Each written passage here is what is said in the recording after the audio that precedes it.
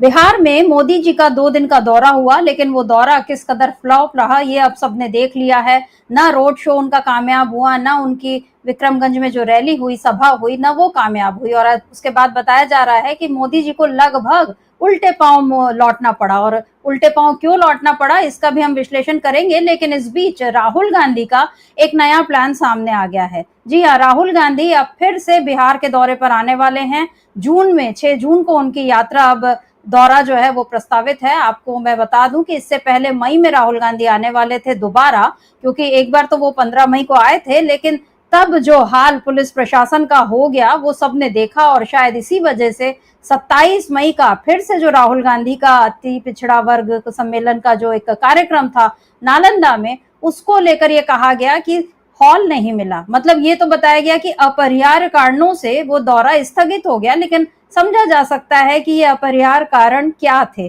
दरअसल नीतीश कुमार और बीजेपी इस समय राहुल गांधी से बेहद खौफजदा नजर आ रहे हैं, क्योंकि उनको ऐसा लग रहा है कि राहुल गांधी कुछ नहीं करते, बस वो बिहार की धरती पर उतरते हैं और सारा माहौल जो है वो बदलने लगता है, लोग अपने आप उनके साथ आने लगते हैं। आप ये देखिए स्क्रीन पर ये जो दिख रही हैं तस्वीरें, ये वीडियो है 15 मई का, जब राहुल गांधी पहुंचे थे दरभंगा और पैदल जा रहे थे राहुल गांधी। उन्हें कोई जरूरत नहीं थी, ना वो कोई रोड शो करते हैं, ना उन्हें कोई रोड शो करने की जरूरत है, बल्कि वो तो सीधे सीधे रास्ते से पहुंच रहे थे अंबेडकर छात्रावास। लेकिन पुलिस ने उनको रोका तो उन्होंने कहा कोई बात नहीं, मैं पैदल चला जाता हूं। और वो जब चले गए तो फिर क्या हाल हुआ ये सबने देखा है। अब राहुल गांधी पर एफआईआर भी हो गई, लेकिन राहुल गांधी ने कहा कि ये सब एफआईआर तो मेरे लिए मेडल की तरह हैं। और राहुल गांधी अब फिर से पहुंच रहे हैं बिहार, और जब वो बिहार आएंगे तो उसको लेकर एक नई हलचल अभी से शुरू हो गई है। क्योंकि अब तो मोदी जी ने कल जो सभा की और जिस तरह से उसमें उन्होंने सामाजिक न्याय की बात की, उसमें आरजेडी का भी तंज आ गया था कि आखिर आपको सामाजिक न्याय बोलने पर मजबूर होना ही पड़ा। और आप जानते हैं कि महागठबंधन इस समय सामाजिक न्याय का ही झंडा जो है बुलंद करते हुए चल रहा है। वो अल्पसंख्यकों के साथ साथ दलित, पिछड़ा, ओबीसी सबको अपने साथ ले रहा है, उनके हक की बात कर रहा है। राहुल गांधी लगातार आरक्षण को बढ़ाने की बात कर रहे हैं। हालांकि मोदी कल जब आए और बहुत लंबी चौड़ी बातें उन्होंने की, 50,000 करोड़ का की परियोजनाओं का उन्होंने उद्घाटन किया, लेकिन एक बार भी मोदी ये नहीं बता सके कि उन्होंने कितनी नौकरियां दी या वो कितनी नौकरियां देंगे। विकास के काम जो हैं उनका असर गरीब तबके तक कैसे पहुंचेगा, आरक्षण का क्या होगा, जो बच्चे परीक्षा में बार बार जो पेपर लीक के कारण या 2 पालियों में परीक्षा होने के कारण जो परेशान रहते हैं उनकी समस्याओं का क्या होगा, मजदूरों की समस्याओं का क्या होगा, जो बिहार में अपराध बढ़ रहा है उस पर क्या होगा। कुछ नहीं बोला मोदी जी ने। जो भी जरूरी मुद्दे थे, जो जमीन के मुद्दे थे, उनसे पूरी तरह से मोदी कटे हुए नजर आए। इसीलिए ना वो रोड शो ढंग से कर पाए, ना उनकी सभा में उस कदर भीड़ जुटी जिसकी उनको उम्मीद रही होगी। यहाँ तक कि नौबत ऐसी आई कि नीतीश कुमार को ये कहना पड़ा कि खड़े हो और इनका अभिनंदन करो। अब बताइए, देश के प्रधानमंत्री हैं, लेकिन उनके लिए राज्य के मुख्यमंत्री को ये कहना पड़ रहा है कि खड़े होकर इनके लिए तालियां बजाओ। ये ऐसा क्यों कहना पड़ा, इसी से समझ में आता है कि मोदी जो हैं अब उनका आना ना आना बिहार में, ठीक है प्रधानमंत्री हैं तो थोड़ी बहुत हलचल हो जाती है, लेकिन जमीनी स्तर पर जनता के बीच जो हलचल होनी चाहिए वो कहीं नहीं हो रही है। और इसीलिए मोदी को बिहार से लौटना पड़ा। मतलब वो 2 ही दिन का उनका दौरा था, पटना में रात को रुके और अगले दिन जो रोहतास में उनका दौरा था, और माना जा रहा था कि इसके बाद जाके वो बहुत बड़ी बड़ी बातें करेंगे, कुछ करेंगे, लेकिन नहीं, बिहार से पहुंचे यूपी और वहां जाकर वो तुरंत कानपुर के रंग में रंगते हुए नजर आए। तो बहुत जल्दी जैसे वो परिधान बदलते हैं वैसे ही उनका जो संपर्क या रिश्ता जो है वो भी बहुत जल्दी जल्दी बदलता है। जिस राज्य में रह जाते हैं उसी राज्य के हो जाते हैं। तो मोदी की हकीकत अब लोग समझने लगे हैं, और इधर राहुल गांधी की हकीकत को भी लोग अब जानने लगे हैं। जिन राहुल गांधी के नाम पर तमाम दुष्प्रचार बीजेपी ने किया वो सब अब खत्म होता जा रहा है। राहुल गांधी की अपनी छवि जो है लोगों के बीच किस कदर बढ़ती जा रही है ये अब हमको लगातार दिख रहा है। तो अब राहुल गांधी जब फिर से उन्होंने नया प्लान बना लिया है, फिर से वो बिहार आ रहे हैं, मोदी का जो दौरा रहा उस पर अब लोग सवाल उठा रहे हैं कि ये क्यों आए थे और इनका हासिल क्या रहा। इन सब के बीच ये सारी चर्चाएं आज हम करेंगे। खरी खरी में हमारे साथ जुड़े हुए हैं राजनीतिक विश्लेषक फर्राज शाकिब साहब। नमस्कार शाकिब जी। आप बिहार की जो जमीनी हकीकत है उसको आप हमसे बहुत बेहतर समझते हैं, क्योंकि आप खुद वहां पर फील्ड में रहकर लगातार आप सारा माहौल जो है वो देखते हैं। ये जो हम लिख रहे हैं कि बिहार से उल्टे पांव लौटे मोदी, ये इसलिए हम लिख रहे हैं क्योंकि जितनी घोषणाएं की उनको लेकर अब सवाल उठने लगे हैं कि साहब आपने जो 2015 में घोषणाएं की थी उनका क्या हुआ। जो आपने अभी तक आप विशेष राज्य का दर्जा नहीं दे पाए, आपने जो स्पेशल पैकेज की बात की थी, जब आप मंच से खड़े होकर बोलते थे बताओ कितने लाख चाहिए, आपने उतने लाख कहीं दिए नहीं, कुछ नजर नहीं आया। और इसका सबसे बड़ा प्रमाण ये है कि चाहे मोदी हो चाहे नीतीश कुमार हो, वो लोग उन लोगों ने 20 साल के शासन की बात वो नहीं करते, वो उसके पहले के 15 साल पहले के जो शासन है लालू प्रसाद और राबड़ी देवी का, उसकी बात करते हैं। तो ये जो सब चीजें बता रही हैं, क्या बिहार में अब मोदी का कोई वो जितना उनका असर था वो खत्म होता जा रहा है, या नीतीश कुमार का जितना असर था, क्या अब नीतीश कुमार भी बिल्कुल किनारे कटते जा रहे हैं? क्या कहेंगे शाकिब साहब? देखिए, नीतीश कुमार अपनी जगह बने हुए हैं मैम। मोदी का कद और मोदी का जो ऑरा था, जो 2013 में बना था, 2014 में बना था, वो निश्चित रूप से कम होता जा रहा है। और कम हुआ है, जिसकी एक बानगी हम लोगों ने पिछले 2 दिवसीय दौरे में देखी है। पटना का जो रोड शो था, मैं जहां तक राजनीति को समझता हूं और नरेंद्र मोदी को जहां तक मैं पिछले 11 सालों से बतौर प्रधानमंत्री ऑब्जर्व कर रहा हूं, मुझे लगता है ये उनके 11 सालों का सबसे फ्लॉप रोड शो रहा होगा। वो कहीं भी चले जाते हैं, उनको देखने के लिए, सुनने के लिए भीड़ आ ही जाती है जी। लेकिन पटना में जिस तरह से उनको रिस्पॉन्स मिला, और खास के इस दौर में जब वो ऑपरेशन सिंदूर की पूरी मार्केटिंग करने के लिए उतर गए हैं, सेना के शौर्य को, सेना के पराक्रम को वो राजनीति की मंडी में बेचने के लिए एकदम आतुर हो चुके हैं, उस दौर में जब गोदी मीडिया उनके साथ खड़ा हुआ है, और गोदी मीडिया ऑपरेशन सिंदूर का बखान करते हुए, उसको ग्लोरीफाई करते हुए सेना के शौर्य और सेना के पराक्रम को, और जो सेना की जो रणनीति है उसके बजाय मोदी को ग्लोरीफाई करना ज्यादा जरूरी समझता है। इस दौर में उनको ये उम्मीद नहीं रही होगी कि पटना में उनको इतना सूखा रिस्पांस मिलेगा, जबकि उनकी सरकार है यहाँ। एयरपोर्ट पे उनको लगा होगा कि हम एयरपोर्ट से निकलेंगे तो लाखों लोग सड़कों के दोनों साइड खड़े होंगे, मोदी मोदी के नारे लगेंगे, भारत माता की जय के नारे लगेंगे। कई कई जगहों पर तो ये हालत थी कि कोई दिखा ही नहीं उनको, और कई कई जगहों पर, और जहां भी लोग दिख रहे थे वो सिंगल लेयर लोग दिख रहे थे, मतलब जो बैरिकेडिंग की गई थी उसके बराबर एक लाइन में लोग खड़े हुए थे, और उसमें भी अच्छा खासा स्पेस था। दूसरी लाइन कहीं नहीं दिख रही थी। आप अगर उस पूरी वीडियो को ठीक से देखेंगी, आगे बढ़ते गए, और जब वो भाजपा कार्यालय के पास पहुंचे हैं इनकम टैक्स गोलंबर से घूम करके, तो वहां पे थोड़ी सी भीड़ थी, भाजपा के कार्यकर्ताओं की भीड़ थी। 32 जगह मंच बनाए गए थे, एनजीओ के लोगों को बुलाया गया था, उनको फूल जबरदस्ती फेंकवाने के लिए। मतलब ये सब सारी जो इवेंट प्लानिंग है, देखिए मेरा ये मानना है कि पीआर एजेंसियों का मशवरा होता है, कॉर्पोरेट का पैसा लगता है, और जो इनकी गोदी मीडिया की ब्रांडिंग होती है, ये सब एकदम मिलके कॉकटेल करके किसी भी चीज को एक इवेंट प्लान करते हैं।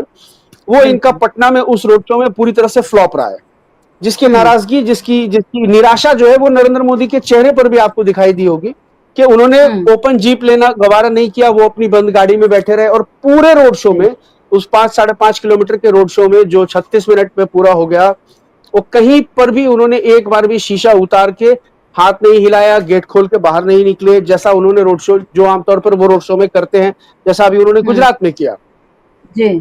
तो पटना में जिस तरह का उनको रिस्पांस मिला, और उसके बाद के जो कुछ प्रमाण सामने आए हैं कि ग्रामीण परिवेश की औरतों को बहला फुसला करके वहां लाया गया, ये बोल करके कि चलो मोदी जी से मिलोगी तो तुम्हारा वृद्धा पेंशन बनवा देंगे, मोदी जी से मिलोगी तो तुम्हारा जो है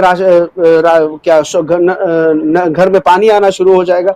ये तमाम जो लाभार्थी चेतना, जिसको आप कह सकती हैं, लाभार्थी चेतना जगा करके और धोखा दे करके उनको एक तरह से कि लाया गया। उसमें भी औरतों के अंदर में उत्साह नहीं था। वो उसमें से कई औरतें ऐसी थी जिनको ये भी नहीं पता था कि मोदी जी कौन है, लेकिन उनको बोले कि फलाना मुखिया है, वो लेकर के आए, बोले कि मोदी जी से मिल लोगे तो तुम्हारा वृद्धा पेंशन चालू करवा देंगे। इस तरह की बातें थी। ये स्वतः, और जो भी, मतलब मेरे कहने का मतलब, ये जो भीड़ आपको दिखी, ये स्वतः स्फूर्त भीड़ नहीं थी। स्वतः स्फूर्त भीड़ लालू यादव की रैली में आती है, तेजस्वी यादव की रैली में आती है। अभी आपने देखा कि प्रशांत किशोर की रैली के बाद 17 अप्रैल को या 16 अप्रैल को आईपी गुप्ता ने रैली की पटना में, पान तत्वा तांती तत्वा समाज की रैली। उस रैली ने 2025 की तमाम रैलियों के रिकॉर्ड तोड़ दिए। एक साधारण सा व्यक्ति उसने जो रैली करके पटना के गांधी मैदान में दिखा दिया, और बिना किसी प्रशासनिक सहयोग के, बिना किसी सरकारी धन का उपयोग किए हुए, जो लोग थे अपने साधन संसाधन से चूड़ा मूढ़ी, जो बिहार का जो आमतौर पर जो खाना होता है सत्तू, वो खुद लेकर के गए, खुद चंदा किया गांव में, खुद गाड़ी की, खुद से गए, कोई उनको ले जाने वाला नहीं था। गांव समाज में चुनाव लड़ने वाला कोई टिकटार्थी नहीं था कि चलो हम अपने साथ 5,000 की भीड़ ले जाते हैं। और वो जो भीड़ दिखी पटना में, उसने अच्छे अच्छों को पानी पिला दिया। नरेंद्र मोदी जी को ये उम्मीद रही होगी, वो हुआ नहीं। अगले दिन वो विक्रमगंज जाते हैं, यानी जो शाहबाद और मगध का इलाका। देखिए इस इलाके को मैम क्यों चुना गया, इस इलाके को चुनने की एक बड़ी वजह यह है कि पिछले 2-3 चुनाव में भाजपा और जदयू वहां औंधे मुंह गिरती जा रही है। उस पूरे इलाके में विधानसभा की 48 सीटें आती हैं। उस पूरे मगध शाहबाद के क्षेत्र में विधानसभा की 48 सीटें आती हैं, जिसमें से अभी जो है 40 सीटों पर महागठबंधन का कब्जा है। 8 सीटें आती हैं लोकसभा की, 8 सीटें आती हैं, 8 में से 6 पर महागठबंधन का कब्जा है। एक गया की सीट वो जीतन राम मांझी जी की जीती हुई है, और एक नवादा की सीट जिस पर विवेक ठाकुर जीते हैं। बाकी सीपीआई एमएल ने 2 सीट जीती है, कांग्रेस ने सीट जीती है, आरजेडी ने सीट जीती है। काराकाट उपेंद्र कुशवाहा हार गए। राजपूत समाज से आने वाले कद्दावर नेता आरके सिंह वो आरा हार गए। इनके जो औरंगाबाद, जिसको बिहार का चित्तौड़गढ़ कहा जाता है, राजपूत बाहुल इतना बड़ा इलाका है वो कि उसको बिहार का चित्तौड़गढ़ कहा जाता है, औरंगाबाद में अभय कुशवाहा जीत गए, और सुनील सिंह जो भाजपा के प्रत्याशी थे वो हार गए। ये, और सिर्फ ये चुनाव हारे नहीं है, ये जो इनका सामाजिक ताना बाना बिखरा है, आप इसको ऐसे समझिए। काराकाट में उपेंद्र कुशवाहा चुनाव लड़ रहे थे। ये जो पूरा बेल्ट है ना मैडम, ये या सवर्ण बेल्ट है या कुशवाहा समाज का बेल्ट है, और थोड़ी बहुत चंद्रवंशी समाज की आबादी रहती है, ठीक है। काराकाट में राजपूत समाज ने उपेंद्र कुशवाहा को वोट नहीं किया, पवन सिंह को वोट कर दिया। कुशवाहा समाज ने, काराकाट के जो राजपूत समाज के लोग थे, उन्होंने पवन सिंह को वोट कर दिया, जिसको भाजपा ने उतार दिया था मैदान में। जो मैं नहीं कह रहा हूं, ये तो उपेंद्र कुशवाहा ने प्रेस कॉन्फ्रेंस करके खुलेआम कहा है कि मुझे भाजपा के लोगों ने हरवाया है ना। तो काराकाट में राजपूत समाज के लोगों ने पवन सिंह को वोट दे दिया। औरंगाबाद, जो चित्तौड़गढ़ कहा जाता है भाजपा का, वहां राजपूत समाज के लोगों ने भाजपा के उम्मीदवार को वोट नहीं दिया, कुशवाहा समाज के उम्मीदवार को वोट दे दिया। ये हो गया, ये इससे ज्यादा चिंता है एनडीए को कि इनका पूरा सामाजिक ताना बाना, सवर्ण वोटों पर ये कॉपीराइट मानते हैं अपना, कि सवर्ण कहां जाएगा, ब्राह्मण भूमिहार राजपूत कहां जाने वाले हैं। आरा राजपूत बहुल इलाका है, वो हार गए। बक्सर ब्राह्मण बहुल इलाका है, वो हार गए। पूरा का पूरा बेल्ट जो है राजपूत भूमिहार ब्राह्मणों का बहुत मजबूत बेल्ट माना जाता है, वहां भारतीय जनता पार्टी की ये दुर्गति है, एनडीए की ये दुर्गति है। ये असल में सबसे बड़ा सरदर्द है। और मोदी को इसलिए इस बार जो है मोदी जी को, देखिए मिथिलांचल मोदी जी आए, मधुबनी गए, वहां तो भाजपा की सीटें आती हैं, वो बेल्ट है भाजपा का, ठीक है, वहां एनडीए अपनी सीटें निकाल देता है। लेकिन मगध शाहबाद के इलाके में इनकी स्थिति बहुत दयनीय है। तो ये वाला जो था, ये चुनाव, ये असल में चुना गया विक्रमगंज को इसीलिए कि विक्रमगंज जो है मगध और शाहबाद के बीच का जो जॉइंटिंग पॉइंट है, ये दोनों इलाकों को जोड़ता है, मिड पॉइंट आप इसको मान सकते हैं। इसलिए मोदी जी की सभा यहाँ की गई। उस सभा का भी क्या हाल हुआ, अगर आप एकदम ईमानदारी से उन वीडियोस को देखेंगे तो आपको समझ में आएगा। आधा से ज्यादा, बल्कि 1/3 पंडाल खाली था, आगे कुछ लोग भले ही दिखे, और वहां रोड शो कर लिया इन्होंने। वहां ये ओपन जीप पर पहुंचे, नीतीश जी को साथ खड़ा करके और सम्राट चौधरी को साथ खड़ा करके, क्योंकि पटना वाला इनको कंपेंसेशन करना था शाहबाद, वो विक्रमगंज में। तो एक जो टीएस थी पटना में, वो इन्होंने जो देखा कि भीड़ है तो वो हाथ हिलाते और फूल बरसाते लोग अपना, उन्होंने 2-4 मिनट की एक वीडियो बनवा ली। घोषणाएं जो हुई, जो बात हुई वहां से, देखिए स्टेज की पोजिशनिंग भी बहुत मायने रखती है। उपेंद्र कुशवाहा को मोदी जी के पहुंचने से 10 मिनट पहले बुलवा लिया गया, और सम्राट चौधरी को मोदी जी के सामने बुलवाया गया। उपेंद्र कुशवाहा समाज के नेता हैं, और सम्राट चौधरी कुशवाहा समाज के नेता हैं। इनडायरेक्टली उपेंद्र कुशवाहा को कट टू साइज करने की कोशिश की गई। भाजपा ने अपने कुशवाहा नेता को प्रमोट किया उस इलाके में जो कुशवाहा बेल्ट है, कि मेरे पास एक कुशवाहा नेता है। ये अगर इन दोनों कुशवाहा नेताओं की इंडिविजुअल अगर हम लोग वो करवा दें, चुनाव करवा दें, तो आज भी उपेंद्र कुशवाहा सम्राट चौधरी पर बहुत भारी पड़ेंगे अपने समाज के नेता के तौर पर। कुशवाहा समाज के एस्टैब्लिश नेता के तौर पर उपेंद्र कुशवाहा को ही माना जाता है बिहार में, इसमें कहीं कोई दो मत नहीं है। तो उनका कद छोटा करने की कोशिश वहां भी की गई, एनडीए में स्टेज पर भी, और सम्राट चौधरी को बुलवाया गया। देखिए सवर्णों, चूंकि सवर्ण वो वाला बेल्ट है, जो 29 तारीख को मोदी जी रोड शो करके उसके बाद भाजपा के लोगों के साथ उन्होंने क्लोज डोर बैठक की भाजपा के ऑफिस में। फिर वो जो बिहार के उप मुख्यमंत्री विजय सिन्हा, उनके पर्सनल फंक्शन में उनके घर चले गए, उनके घर गए कहां, रिंग सेरेमनी में। आप जानकर हैरान होंगी कि तिलक हो चुका था।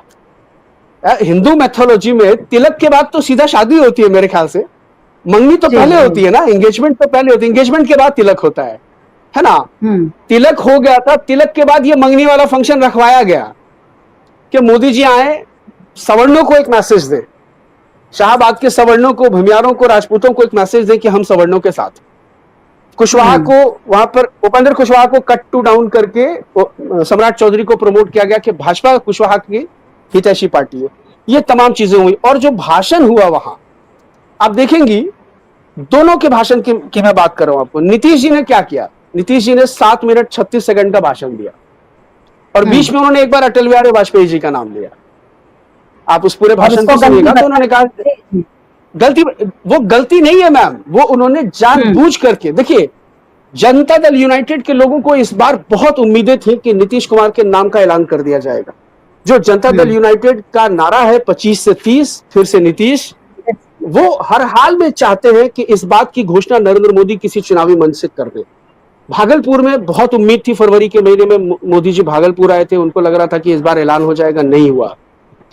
औरंगाबाद, मधुबनी आए तो चलिए पहलगाम का मामला था, वो 48 घंटे हुए थे पहलगाम की घटना को, तो वहां जदयू के लोगों को ये उम्मीद थी, नहीं हुई तो चलिए कोई बात नहीं, वो मतलब माइनस के खाते में चला गया, चलिए ठीक है, इसको नजरअंदाज कर देते। यहाँ माहौल ऐसा नहीं था, है ना, गमगीन माहौल था, पूरा देश सोगवार है, तो चलिए ठीक है। लेकिन यहाँ बहुत उम्मीदें थी, यहाँ भी कुछ नहीं हुआ। और जो क्लोज डोर बैठक किया है भाजपा के लोगों के साथ नरेंद्र मोदी जी ने, उसमें भी नीतीश जी के नाम को लेकर के कोई बात नहीं हुई है। नीतीश जी को लेकर के भाजपा की तरफ से कोई बात नहीं हुई है, कोई डेवलपमेंट नीतीश जी के मुद्दे पर नहीं हुआ है कि क्या करना है नीतीश जी का, साथ रखना है, नहीं रखना है, सीएम का फेस डिक्लेयर करना है, नहीं करना है, चुनाव के बाद क्या करना है, नहीं करना है, कोई बात नहीं हुई है। और ये तमाम बातें, जाहिर सी बातें, देखिए नीतीश कुमार मुख्यमंत्री हैं, आप उनको भले ही मानसिक रूप से अस्वस्थ बोलिए, शारीरिक रूप से अस्वस्थ बोलिए, लेकिन बहरहाल वो बिहार के मुख्यमंत्री हैं। और जो एक बड़ा नेता होता है मैम, नीतीश कुमार जी बिहार में अभी भी सबसे बड़े नेता के तौर पर एस्टैब्लिश्ड हैं, इसमें कहीं कोई दो मत नहीं है। करुणानिधि को आप याद कीजिए, करुणानिधि अगर व्हील चेयर पर भी बैठे हुए थे ना चुनाव के मंच से, वो जब बोल नहीं पाते थे, वो सिर्फ हाथ हिला देते थे ना, जनता उनको वोट दे देती थी। बिल्कुल। तो जो कैडर है ना नीतीश कुमार जी का, उस कैडर के सामने बिस्तर पर लेटे हुए नीतीश कुमार भी जो है ना, बिहार में नरेंद्र मोदी से भारी पड़ेंगे। उस कैडर को यह पता होना चाहिए कि मेरा नेता लेटा हुआ है बिस्तर पर और बीमार है, तो नीतीश जी मोदी पर भारी पड़ेंगे। बिहार भाजपा के पास एक नेता ऐसा नहीं है, मैं 2 उप मुख्यमंत्रियों की बात कर रही हूं कि वो अपनी विधानसभा सीट की गारंटी ले ले। बिहार तो आप छोड़ दीजिए, विजय सिन्हा ये बोल दें कि वो लखीसराय विधानसभा की सीट अपने दम पर जीत के दिखा देंगे। सम्राट चौधरी तो हमारे मुंगेर जिले के आते हैं, मुंगेर जिले से ही आते हैं। हमारे मुंगेर जिले में 3 विधानसभा की सीटें हैं, जहां मैं बैठा हूं, उसमें एक विधानसभा की सीट है तारापुर, वो उनका गृह क्षेत्र है सम्राट चौधरी जी का। सम्राट चौधरी जी कहते हैं कि सम्राट चौधरी जी तारापुर विधानसभा की सीट अपने दम पर जीत के दिखा देंगे। ये हिम्मत नहीं है उनकी। सवर्ण नेताओं की तो खैर मैं बात ही नहीं कर रहा हूँ, जदयू हो कि भाजपा हो या जदयू हो, उसके जो तमाम सवर्ण नेता हैं वो नीतीश के चेहरे पर चुनाव जीतते। तो नीतीश जी के चेहरे को आप इग्नोर करके, पटना में नीतीश जी, समझ में आ गया मोदी जी को कि नीतीश जी को साथ रोड शो में नहीं लेने का हमको जो खमियाजा भुगतना पड़ा है, तो शाहबाद में उनको नीतीश जी को क्या करना था कि कुछ ना कुछ उनको उम्मीद रही होगी। वाजपेयी जी का नाम लेकर के उन्होंने एक तरह से व्यंग कर दिया कि देखिए सिर्फ मोदी जी ने ही नहीं किया है, वाजपेयी जी ने भी बिहार के लिए किया है। और उसके बाद वो क्या बोले, एक खड़े होकर प्रणाम करो, आप उनकी वीडियो को देखें, ऐसे मिलकर खड़े होकर प्रणाम करो, ये बहुत काम किए हैं कि याद करोगे ना, इनको याद करोगे ना। ये एक तरह से व्यंग के तौर पर आप उनको उसको देखेंगी तो आपको समझ में आएगा कि वो कितनी बड़ी बात कह रहा है। और जी जी, और इसीलिए सारी शाकिब जी, जी एक मिनट आपको रोकूंगी। आप जो विश्लेषण कर रहे हैं बहुत वाकई पूरा जो बिल्कुल धरातल की जो सच्चाई है वो हमारे दर्शकों तक पहुंच रही है। और जो नीतीश कुमार का वीडियो है कल हमने अपने दर्शकों को दिखाया भी था, लेकिन अभी जो मोदी के जो हम ये लिख रहे हैं कि उल्टे पांव लौटे, और उसको लेकर कांग्रेस नेता जो है शकील अहमद, उनका एक जरूरी बयान सामने आया। एक बार उस बयान को सुनते हैं, फिर आपसे बिल्कुल। चर्चा को आगे बढ़ाते हैं। एक बार सुन लेते हैं क्या कुछ कहा है शकील अहमद ने। आमदन नशिस्तन खुर्दन बर्खास्तन, आए बैठे खाए पिए और चले गए। माननीय प्रधानमंत्री जी की बिहार की फ्लॉप यात्रा से ऐसा ही गुमान होता है। कई बार प्रधानमंत्री जी बिहार आते हैं, वादों की झड़ी लगाते हैं, और वादों को जब हम जमीनों पे देखते हैं काम होते हुए तो काम नजर नहीं आता है। 2015 के चुनाव में भी उन्होंने इसी तरह के वादे 1.25 लाख करोड़ के किए थे।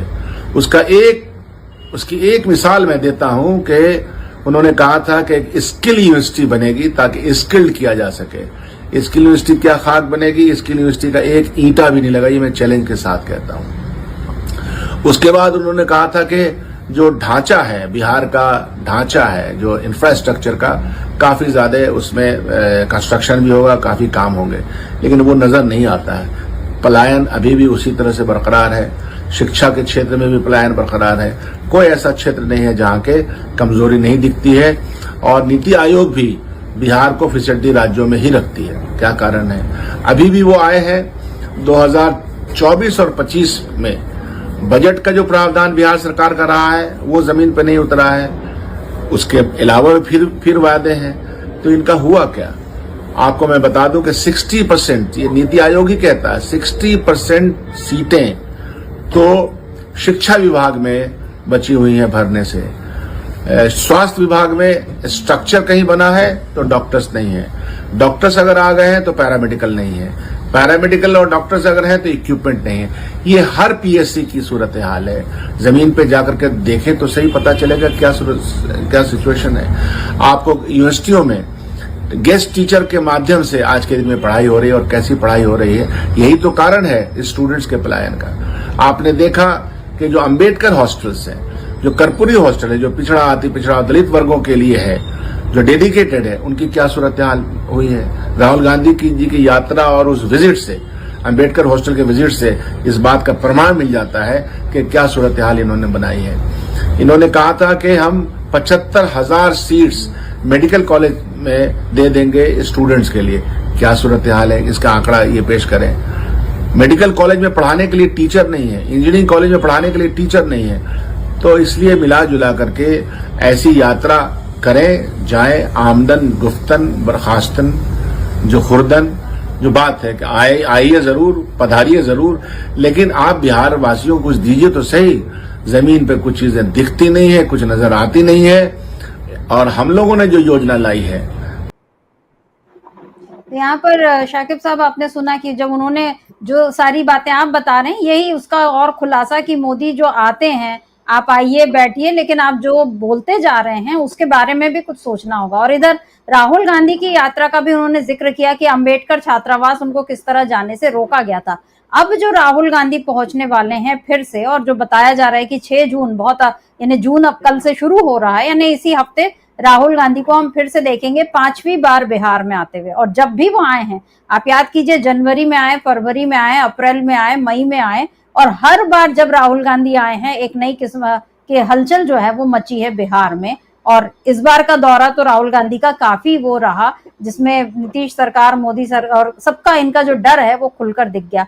अब राहुल गांधी जो आ रहे हैं, तो क्या लगता है आपको, ये जो अत्यंत पिछड़ा सम्मेलन जो करते हैं या संविधान की जो बात करते हैं राहुल गांधी, ये जो बात है ये क्या जमीन तक पहुंच रही है? क्या असर होगा राहुल गांधी के इस जो सामाजिक न्याय की मुहिम जिसको लेकर वो बिहार चुनाव में इस बार उतरे हैं? क्योंकि बिहार कांग्रेस के तमाम आप ट्वीट देखिए तो वो बदलाव की बात कर रही है, और वो व्हाइट टी शर्ट मूवमेंट जो चला रही है कांग्रेस, पूरे देश में राहुल गांधी ये बात कर रहे हैं। लेकिन बिहार में चूंकि जातिगत समीकरण खास मायने रखते हैं, जाति जनगणना जो जाति सर्वेक्षण हुआ था वो यहीं हुआ था, और इसी को यहाँ आरक्षण की बात खास मायने रखती है। ऐसे में राहुल गांधी की ये मुहिम कितना असर लाते हुए दिखाई दे रही है? देखिए राहुल गांधी, अब इसमें कोई शक नहीं है कि बिहार कांग्रेस अभी जितना सक्रिय दिख रही है, पिछले 3 दशकों में मैंने कभी भी राहुल जो है मैंने जब से होश संभाला है तब से मैंने कांग्रेस को इतना सक्रिय नहीं देखा। बिल्कुल जी। शकील साहब ने सही कहा। शकील साहब ने जो कहा, आमदन नशिस्तन खुर्दन बर्खास्तगन, ये फारसी का जुमला है। दरअसल आमदन का मतलब आइए, नशिस्तन का मतलब है बैठिए, खुर्दन का मतलब है खाइए और बर्खास्तगन का मतलब है जाइए। आइए, बैठिए, खाइए, जाइए, ये नरेंद्र मोदी जी को लेकर उन्होंने कहा है। और ये शकील साहब जो कह रहे हैं कि दरभंगा छात्रावास के कार्यक्रम को रोकने का की मंशा क्या थी, ये वो बिल्कुल सही कह रहे हैं। देखिए, जिस छात्रावास में राहुल गांधी को जाना था, उस छात्रावास की छतें टूटी हुई हैं, गेट खराब हो चुका है। रात में छात्रों का यह हाल है कि वो अपना गेट बंद नहीं कर पाते हैं और उनके रूम में कुत्ता घुस जाता है। जो ग्रिल है उसमें जंग लगी हुई है, वॉश बेसिन टूटे पड़े हुए हैं, वॉशरूम की फ्लश जो है वो टूटी पड़ी हुई है, कमोड टूटा पड़ा हुआ है। रंग रोगन की कोई बात नहीं है। सीसीटीवी कैमरे जरूर आपको दिखेंगे, लेकिन वो उसमें उसकी तारें जो है वो कटी पड़ी हुई है। दरअसल ये स्थिति जो बिहार के इस कथित सुशासन की है, ये राहुल गांधी अपनी आंख से ना देख लें। दरअसल रोकना उसको था, इसलिए हॉस्टल में उनको परमिशन नहीं दी गई। परमिशन बल्कि दी गई थी, उनको दी गई थी परमिशन, और यहां तक के प्रशासन ने सड़कें बनाना भी शुरू कर दी थी। सड़कें बनने लगी थी रास्ते के लिए। उसके बाद एट द 11th आवर वो परमिशन कैंसिल की गई। तो कुछ न कुछ जी, सोच के जी। परमिशन कैंसिल किया होगा। और देखिए, राहुल गांधी को लेकर के जिस तरह से संजय झा का बयान आया था, राहुल गांधी जी हॉस्टल में पॉलिटिक्स करने जा रहे हैं। पॉलिटिक्स छात्रावास में तो पढ़ाई होती है, पॉलिटिक्स तो होती नहीं है। और जिस तरह का पलटवार, देखिए बिहार की जनता आपको, मैं जब आप बिहार आएंगी तो आप एक रिक्शे पे भी बैठेंगी तो रिक्शा वाला जो है वो अपने विधानसभा क्षेत्र का पूरा जातीय समीकरण आपको बता देगा। राजनीतिक रूप से इतने जागरूक होते हैं बिहार के लोग। तो जब उन्होंने छात्र राजनीति पे सवाल उठाया, छात्रों पे सवाल उठाया, जनता पूछने लगी कि नीतीश कुमार जी जो जैक्सन हॉस्टल पटना में और पटेल छात्रावास पटना में बैठ के जेपी मूवमेंट की रणनीतियां बनाते थे, तो वो छात्रावास नहीं था क्या? जयप्रकाश नारायण जेपी मूवमेंट के ये लोग निकले हुए लोग हैं, और इनकी पूरी ये छात्र राजनीति से की उपज है, छात्र राजनीति से सब आए हैं। नीतीश कुमार हो या सुशील मोदी हो, सुशील मोदी तो अब हमारे बीच नहीं है, वो भी छात्र राजनीति से आए हैं। तो जनता ने सवाल करने शुरू कर दिए कि भाई छात्र राजनीति में तो देश का प्रधानमंत्री तक पहुंचा है छात्र राजनीति करके, तो आप कैसे कह सकते हैं कि छात्रावास राजनीति की जगह नहीं? और आप छात्रावास में 72 हुरे और केरला फाइल्स जैसी फिल्में जो है, प्रोपोगेंडा फिल्में आप दिखा सकते हैं। कॉलेजेस में जाके लड़कियों को आप ये दिखा सकते हैं, ये बताने के लिए कि मुसलमान लड़कों से प्रेम नहीं करो, ये धोखा देंगे और ये करेंगे। और राहुल गांधी उनके रोजी रोटी के सवाल पे बात करने नहीं आ सकते हैं छात्रावास और कॉलेजों में। इसको लेके जनता में एक बड़ा सवाल उठा। देखिए, अब जनता ना बिहार की सवाल करने लगी है। 20 साल बहुत होते हैं, 20 साल का टेन्योर बहुत होता है। आप 20 साल बाद, यानी 20 साल आप 2025 में खड़े होके 1990 में क्या हो रहा था उसको नहीं आप गाली दे सकते। आज 20 साल में हर हाथ में स्मार्टफोन है, हर हाथ में स्मार्टफोन है। 1990 में हर हाथ में स्मार्टफोन नहीं था। जो विश्वविद्यालय आज सुचारू रूप से बिहार में चल रहे हैं, जो सेंट्रल यूनिवर्सिटीज हैं, सब लालू यादव की लाई हुई। नीतीश जी ने क्या किया है? नीतीश जी ने जो कुछ भी किया है वो आधा अधूरा किया है। मुंगेर यूनिवर्सिटी हमारे यहाँ बनाई है, आज तक उसकी बिल्डिंग नहीं बनी, आज तक उसकी भूमि अधिग्रहण नहीं हुई है। ये हालत है। आप अंदाजा लगाइए, 7%, मात्र 7% ग्रेजुएट है बिहार में। ये हाल है बिहार की शिक्षा व्यवस्था का। जनता सवाल करेगी कि नहीं करेगी? और कल जो मोदी जी शाहबाद गए थे, वो जो अग्निवीर योजना ये लेकर के आए हैं। मगध शाहबाद के बड़े इलाके से लोग आर्मी में जाते हैं, वहां अग्निवीर का एक बड़ा मुद्दा है। अग्निवीर का एक बड़ा मुद्दा है वहां, क्योंकि वहां के लोग आर्मी में जाते हैं, सीआरपीएफ में जाते हैं, बीएसएफ में जाते हैं। राहुल गांधी को लोग अब सुन रहे हैं, समझ रहे हैं। ये जातीय जनगणना की भी जो इन्होंने घोषणा की है, लोगों के मन में ये है कि एक तो इन्होंने कोई डेट नहीं बताई कब से करेंगे। मीडिया ने अज्यूम कर लिया कि सितंबर में शुरू हो जाएगा। गोदी मीडिया इनसे ज्यादा चलता है। इन्होंने अज्यूम कर लिया कि सितंबर में शुरू हो जाएगा। ना कोई डेट बताई है, ना कोई टाइम फ्रेम बताया कि भाई इतने टाइम में हम पूरा कर लेंगे, अगले साल से शुरू करेंगे कि अभी शुरू करेंगे। ये तमाम चीजें हैं। आपने घोषणा तो कर दी, घोषणा का क्रेडिट ऑटोमेटिकली राहुल गांधी को मिल रहा है, क्योंकि जातिगत जनगणना को लेके देखिए, बिहार में तो जातिगत सर्वे हो चुका है ना। बिहार में नीतीश जी जातिगत सर्वे करवा चुके हैं और उस जातिगत सर्वे को रोकने के लिए क्या क्या इन्होंने रायता फैलाया है ये भी पब्लिक डोमेन में है कि जब नीतीश जी की कैबिनेट ने ये फैसला लिया कि हम जातिगत आरक्षण सर्वे करवाएंगे तो इनके जो ये है पीछे से भाजपा के लोग जो है कोर्ट पहुंच जाते हैं।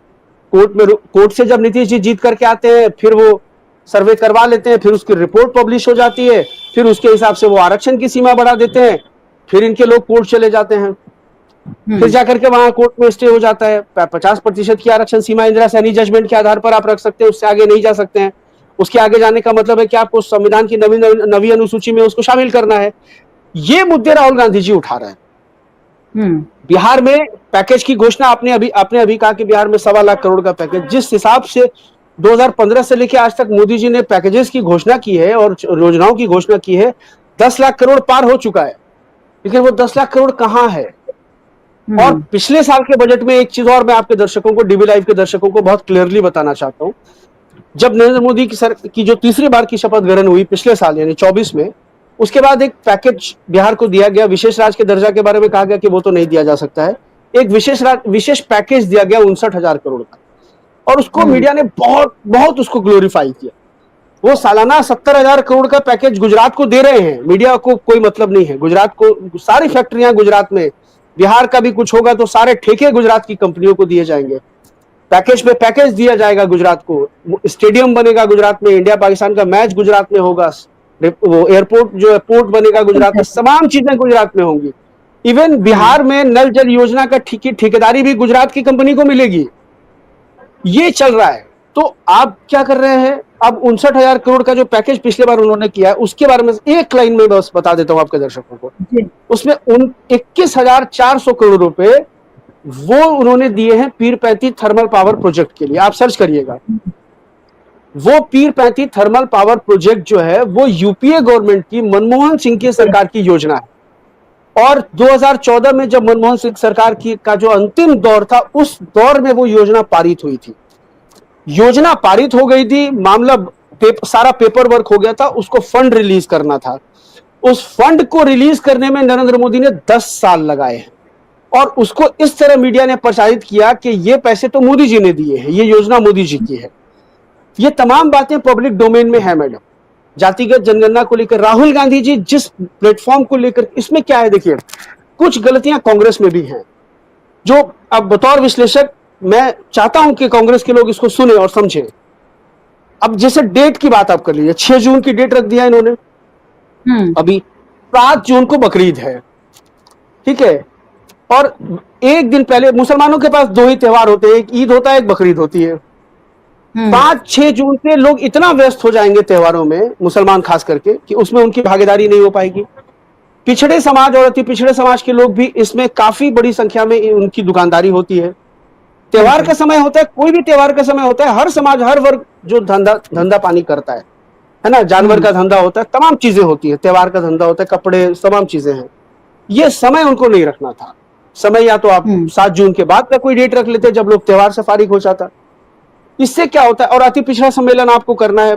अभी तेजस्वी यादव ने मुजफ्फरपुर में एक बड़ा अति पिछड़ा सम्मेलन किया है, और उसमें सिविल सोसाइटी के लोगों को बुलाया गया, और राहुल गांधी भी जो आप देखेंगी सिविल सोसाइटी के लोगों से ही ज्यादा से ज्यादा बात कर रहे हैं। जो 3 दौरे उन्होंने किए है ना, फरवरी में आए, मार्च में आए, अप्रैल वाला छोड़ दिया जाए तो 3 बैक टू बैक तो जनवरी में 5 जनवरी और 18 जनवरी को आए, फिर फरवरी में आए। ये तीनों दौरे जो पटना में उन्होंने किए, गांधी जो उसमें बापू सभागार में और कृष्ण मेमोरियल हॉल में जो सम्मेलन हुआ, वो आम जनता का सम्मेलन नहीं था, वो सिविल सोसाइटी के लोगों का सम्मेलन था, पिछड़ा सम्मेलन था। उसमें पिछड़ा महादलित दोनों समाज को साधने की कोशिश की गई, उन दोनों लोगों को जोड़ने की कोशिश की गई। मांझी जी का एक वर्ग है, दशरथ मांझी, जो बिहार के माउंटेन मैन कहे जाते हैं, उनके बेटे को भी बुलाया गया। इसमें तमाम चीजें हुई, वो अच्छी बात है। लोगों को ये चीजें अपील कर रही हैं। इन्होंने जो खरबों रुपए राहुल गांधी को पप्पू बनाने में साबित किए थे, वो इनके बेकार जा रहे हैं। अब जनता राहुल गांधी को सुनती है, समझती है, उनके मुद्दों को समझती है। और आप देखेंगे कि नालंदा के कन्वेंशन सेंटर, राजगीर के कन्वेंशन सेंटर को जो चुना गया है 6 जून को, जहां वो समारोह होगा राहुल गांधी जी का, आप देखेंगे कि अब वहां पर के माहौल को जो है अभी 2-4 दिनों में, अब तो आज तो डेट ही अनाउंस हुई है मेरे ख्याल से, आज से कल तक में। अब जाकर के धीरे धीरे लोगों को पता चल रहा है कि 6 जून को लोग राहुल गांधी जी का कार्यक्रम है। और मेरी जानकारी जहां तक है मैडम, हो सकता है, बहुत मुमकिन है कि राहुल गांधी जी पटना में एक रोड शो भी कर लें। हालांकि अभी इसकी अच्छा। पुष्टि कांग्रेस की तरफ से नहीं हुई है, लेकिन पॉलिटिकल कॉरिडोर्स में इसकी चर्चा है कि राहुल गांधी जी एक रोड शो भी कर सकते हैं। तो ये अभी चर्चा है, ये होगा या नहीं होगा, क्योंकि देखिए राहुल गांधी जी बहुत दूसरे टाइप की पॉलिटिक्स इस वक्त कर रहे हैं। जी। हो सकता है कि राहुल गांधी जी रोड शो ना करें और राहुल गांधी जी चले जाएं छपरा या सिवान, जहां के जवान शहीद हुए हैं, जिनका पार्थिव शरीर आया है बिहार। इम्तियाज अली साहब हैं, राम बाबू प्रसाद हैं, ये शहीद हुए हैं ये लोग। हो सकता है कि वहां से निकल के वो उनके घर चले जाएं। वो रोड शो से ज्यादा कहीं ज्यादा बेहतर साबित होगा अगर वो वहां जाते हैं। और राहुल गांधी जी जा भी रहे हैं लगातार, वो पूंछ भी गए, वो पहलगाम जाने वाले पहले राजनेता थे। मतलब वो आए वापस विदेश से और पहलगाम गए, कश्मीर गए, कश्मीर का उन्होंने दौरा किया। एक ट्रस्ट बिल्डअप करने की कोशिश की कि मैं साथ हूं, आप जैसे हैं, सब कुछ ऑल इज वेल, है ना। जिस तरह से घटना दुखद है लेकिन सब सामान्य होना चाहिए अब। तो इस तरह से फिर वो वहां भी गए, हिमांशी नरवाल के घर भी गए, शुभम द्विवेदी के भी घर गए। तो और उसके बाद उन्होंने पीड़ितों से भी मुलाकात की है जाकर के, जो जो हिमांशी नरवाल पीड़ित है, शुभम द्विवेदी है ना, तो घायलों से भी उन्होंने अस्पतालों में भी जाके मुलाकात की। अभी पूंछ चले गए वो। तो राहुल गांधी जी लगातार कर रहे हैं। तो बहुत संभव है कि राहुल गांधी जी सिवान चले जाएं, छपरा चले जाएं, किसी एक शहीद के घर। हालांकि राहुल गांधी जी नहीं गए, इमरान प्रतापगढ़ी तो गए थे, दोनों जगह गए थे। उन्होंने भेजा था इमरान प्रतापगढ़ी को, शायद कांग्रेस के बड़े नेता हैं, राज्यसभा सांसद हैं, वो बिहार आए, वो दोनों जगह गए। हो सकता है कि ऐसा कुछ हो, नहीं तो वो अति पिछड़ा सम्मेलन जो है, और आप उसकी भीड़ देख करके अंदाजा लगा लेंगे। क्योंकि देखिए कांग्रेस हो या राष्ट्रीय जनता दल हो, अब इसका पूरा का पूरा फोकस जो है ईबीसी पर है। अति पिछड़ा, अत्यंत पिछड़ा वर्ग जो है, जो 36% है, इसमें अगर डेंट लगाने में राहुल गांधी और महागठबंधन कामयाब हो जाता है, तो आप ये मान करके चलिए कि इनको चुनाव जीतने से जो है बहुत अच्छी स्थिति में होंगे। ये तमाम सर्वे रिपोर्ट्स जो आ रही है, इंडिविजुअल सर्वे में तेजस्वी अभी भी बहुत आगे चलते हैं। कोई भी सर्वे उठा के देख लीजिए, सी वोटर सर्वे हो या तमाम कुछ भी, कोई भी सर्वे आता है, इवन भाजपा के इंटरनल सर्वे में भी तेजस्वी सबसे आगे चल रहे हैं। बतौर मुख्यमंत्री सबसे ज्यादा पसंद किए जा रहे हैं बिहार में।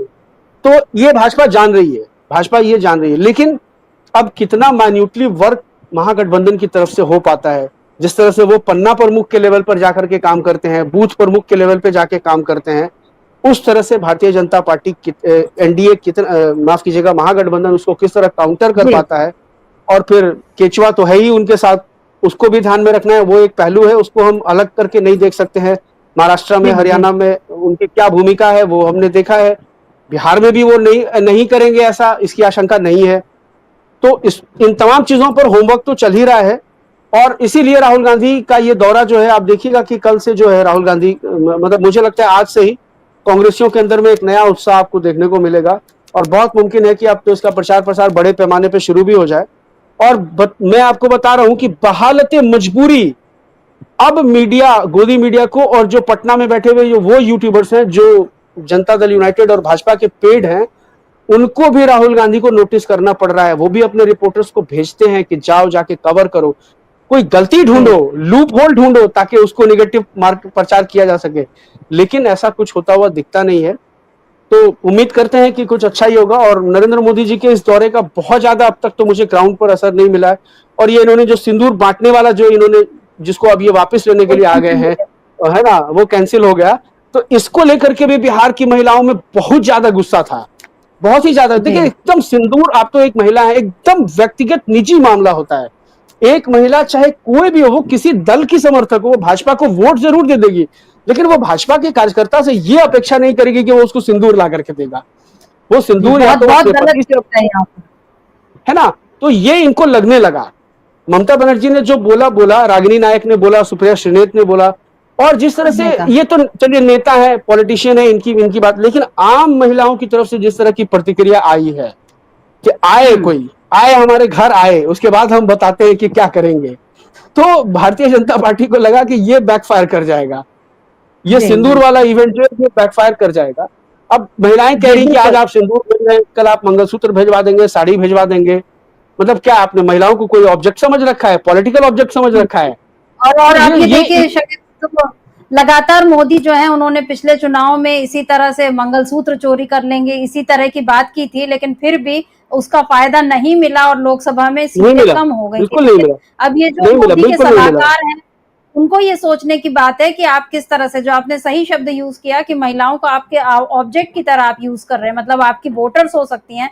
और नीतीश कुमार की तो महिला वोटर्स हमेशा जो साइलेंट वोटर्स में गिनी जाती है कि महिलाओं का वोट मिलता रहा है, लेकिन अब जो है माहौल बदल रहा है। बिहार में 2 दिन का मोदी का दौरा और राहुल गांधी के पहले के दौरे और अब जो आने वाला दौरा है, इसको लेकर अब जो हलचल मच रही है, जो मोदी का फ्लॉप शो एक हुआ है, अब उसको लेकर आज कांग्रेस के जो बयान आ रहे हैं और अब कांग्रेस की जो नई तैयारी शुरू हो गई है, देखना होगा कि आगे इसका असर क्या होगा। लेकिन फिलहाल ये जमीन पर जो आप कह रहे हैं कि दिख ये रहा है कि अब सबको जो है राहुल गांधी को नोटिस में लेना उनकी मजबूरी हो गई है। अब देखते हैं कि मोदी का आगे वो दौरा अब कब करेंगे, क्योंकि बताया जा रहा है कि जब तक चुनाव रहेंगे वो बार आएंगे। 20 जून की शायद टेंटेटिव डेट है अगले दौरे की, 20 जून फिर तो बिहार आ रहे 20 जून। और वो बार बार की वो राहुल तुम चलो पीछे पीछे मैं आया, वैसा हिसाब हो रहा है मोदी का। लेकिन अब देखना ये होगा कि चुनाव में आगे कौन रहता है और पीछे कौन। तो शाकिब साहब बहुत बहुत शुक्रिया। एक और लाइन में मैं आपको पूरी जिम्मेदारी से बता रहा हूं, बिहार चुनाव के संदर्भ में हम जब भी बात करेंगे आने वाले 10-15 दिनों के बाद हम ऑपरेशन सिंदूर की चर्चा नहीं करेंगे, आप देख लीजिएगा। क्योंकि बिहार में चुनाव मुद्दा सेंट्रिक चुनाव होने जा रहा है। राहुल गांधी ने उस पूरे प्लेटफॉर्म को तैयार कर रखा है। चुनाव आरक्षण पे होगा, जातीय जनगणना पे होगा, निजी क्षेत्र में आरक्षण पे होगा। जो जनता का सवाल है रोजी रोटी का, इनका कोई राष्ट्रवाद, कोई हिंदुत्व, ये तमाम जो इवेंटबाजी इनकी है यहाँ ये नहीं चलेगी। और हमको भी इसी पे डिबेट करना पड़ेगा कि जनता के मुद्दों को लेकर के जनता कितना अट्रैक्ट है, मतलब नेताओं को कितना नोटिस कर रही है। और हम लोग जो एक तरह से हम तो कहते हैं कि हम लोग विपक्ष की भूमिका में हैं। एक साहब किसी उस दिन ट्वीट पर जब मैं बैठा था तो किसी ने कमेंट किया था कि आप लोग जो एजेंडा चलाते हैं, भाई हम गोदी मीडिया की तरह नहीं है, हम जनता को वास्तविकता से रूबरू कराएंगे, यही हमारा काम है। और जब गोदी मीडिया अपना काम छोड़ देगी तो जाहिर सी बात है जो हमारी अपनी जो हैसियत है, हमारी अपनी जो क्षमता है, हम उस हिसाब से काम करेंगे। सीधी सी बात है। सच है वो बताना हमारा काम है, वही हम बता रहे हैं। हमको किसी को मुगालते में नहीं रखना है, न कांग्रेस को रखना है, न तेजस्वी यादव को, न मोदी को, न नीतीश को। जो सच है वो हम बता रहे हैं। और जैसा आपने कहा कि कांग्रेस को सोचना होगा कि 6 जून की तारीख उसने जो तय की है, अभी भी टेंटेटिव ही कहते हैं, तो एक बार वो विचार कर ले कि बकरीद के ठीक पहले आप इस तरह का आयोजन करेंगे तो वो कितना सफल हो पाएगा। बाकी राहुल गांधी का अपना दम है तो भीड़ तो वो खींच ही लेंगे, लेकिन फिर भी कांग्रेस को ये सारी चीजें जो हैं वो ध्यान में रखनी चाहिए। तो शाकिब साहब बहुत बहुत शुक्रिया आपका आज की चर्चा में जुड़ने के लिए, और शुक्रिया आप तमाम दर्शकों का जो आप हमारे साथ जुड़े और आपने आज की चर्चा को ध्यान से सुना। आगे भी आप बने रहिए डीबी लाइव के साथ और देखते रहिए हमारे सभी कार्यक्रम। नमस्कार।